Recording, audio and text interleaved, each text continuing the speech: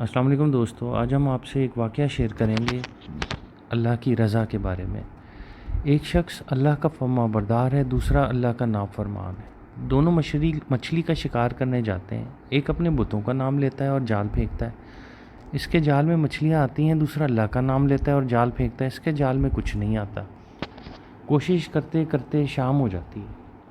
وہ اللہ کا نافرمان غیر اللہ کا پکارنے والا اپنی مچھلیوں کا تھیلا بھر کر لاتا ہے، اور یہ اللہ کا ماننے والا اپنا تھیلا خالی لے کر آتا ہے۔ اللہ کا فرشتہ غمگین ہوتا ہے اور عرض کرتا ہے کہ اے اللہ، وہ تیرا نام لینے والا خالی ہاتھ آ رہا ہے، اور تیرے دشمنوں کا نام لینے والا مچھلیوں سے بھرا ہوا تھیلا لا رہا ہے۔